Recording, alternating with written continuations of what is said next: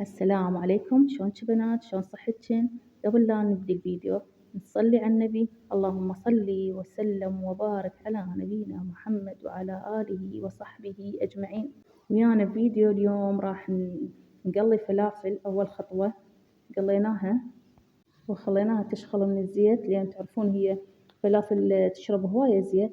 انتو قولولي منو يحب الفلافل منو ما يحبها؟ والله هي طعمها طيب، ويا مقبلات ويا سلطة ويا صاص ويا عنبة.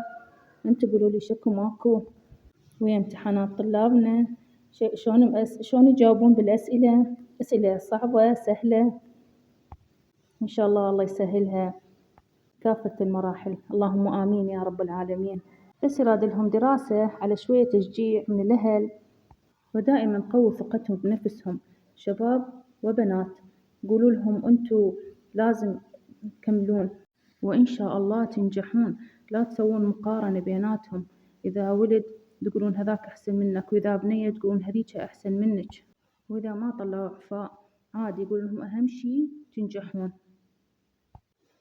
وهنايا الخبز الحار ما شاء الله، الله يديم النعمة إن شاء الله. انتوا تحبون خبز حار ويا الفلافل لو صمون ويا الفلافل؟ هو اثنيناتها النعمة.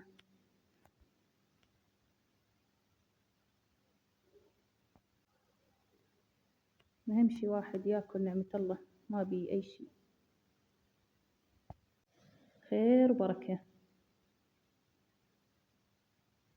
وهنا يا بنات جبت أنا في الطباخ وقلت أريد أسوي هاي الوصفة طبيعية، يعني وصفة بدون مذيب مال دهون.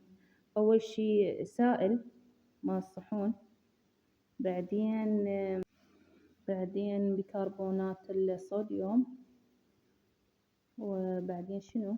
بعدين ملح الليمون. وهين حطيت أول شي سائل، بعدين خل أي صحيح خل حطيت، وأنا جاي أحط هين. بتخلي نجربها شو يصير ونشوف النتيجة شلون تطلع. وهنا جاي أخلط ويا السائل مال مواعين، هو مال صحون وخل وبيكنج باودر.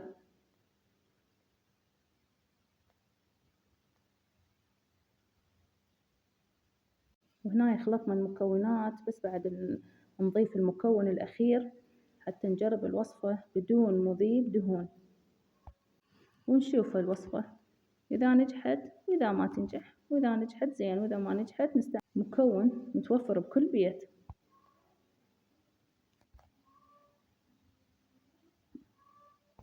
بنات شوفون هنا شلون نتفاعل المكونات كلها. هنا جاي أجيب المكون الأخير حتى نستعمل الوصفة. هنا بديت أوزع على الطباخ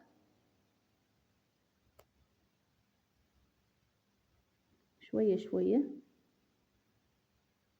أوزع الطباخ هنا، بعدين أمسحه تا شوي يوخر الدهون والبقع العنيدة.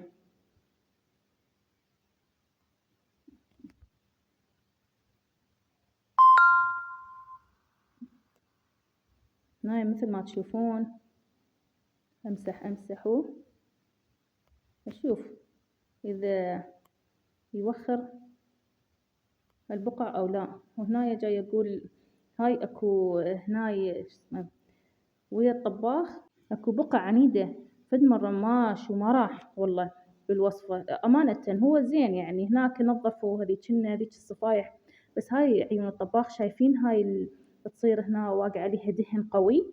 هاي والله ما وخر أبد. إلا بعدين رحت جبت هيجي شوية صابونة وطليت أكو بالسيم، جلافة سيم أي شي خشن، مو مثلا ليفة مال مواعين. لا شوف شلون جاي يقول هذا ما جاي يروح، هذا هذا جاي يقول لكم ما جاي يروح. هذا فد مرة دهن ما أدري هيجي ما راح بالوصفة، بس هناك لا والله زين، هناك زين يعني زين. بس هذا العيون مال الطباخ ما راح. جاي أدعك هنا بالجلافة حتى يروح يصير نظيف، لأن فد مرة قوي. نفس جاي يقول وخر راح. هنا ورا ما كملتوه هنا همينة ورا ما كملت. نظيف طلع زين ما شاء الله، صلوات على النبي. فد مرة زين، لا فد مرة زين. قلنا خلي واحد شوية يجرب وصفات مال تنظيف طباخ، مال دهون عنيدة. ليش كل مذيب دهون ومو زين على الصحة. هنا جاي يحط العيون مال الطباخ. وهنا كملنا الطباخ وبسم الله ما شاء الله، صلوا على رسول الله. وهسه يا بنات حطن اللايك وانزلن على التعليقات، صلن على النبي واكتب التعليق حلو مثل كن. وهنا الشكل النهائي للطباخ ورا ما كملته.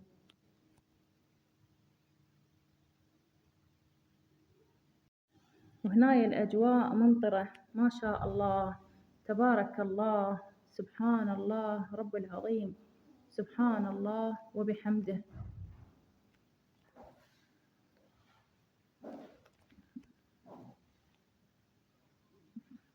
وتعالي نخلي نسوي الحمص الناعم. وهنا ظلي تنظفينه وبعدين تمصين. طبعا أنا ما طلعت حتى لا يصير الفيديو طويل. تكبين مي إلا ينظف وتحطي له ملح، مي نظيف يصير.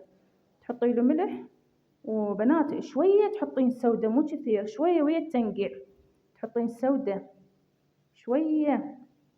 بعدين كل شوية تجين تشوفينه مستوي ولا ما مستوي. بس إذا تريدينه يعني فد مرة يستوي، تخلين فد مرة العين منقصة مالت الطباخ، لا نار سريعة. تروحين تجين تشوفين إذا مستوي. هنايا كان مستوي فد مرة ما شاء الله استوى. بعد تبين يستوي شوف شو تريدين تحطين، كل منو ذوقه أي شي تريدين تحطيله. بس والله أنا حطيت له هنا شوية فلفل أسود شوية وكركم شوية ودهن. شوفي جاي أقول لازم تنكسين الطباخ مو سريع، إذا سريع ما يستوي زين. وهنا ما شاء الله استوى وهيجي صار، ونعمة من رب العالمين. اللهم اشبع كل جوعان يا ربي. وسهمنا وسهمكم ألف عافية. وأذكركم بالاستغفار، استغفر الله رب العظيم وأتوب إليه.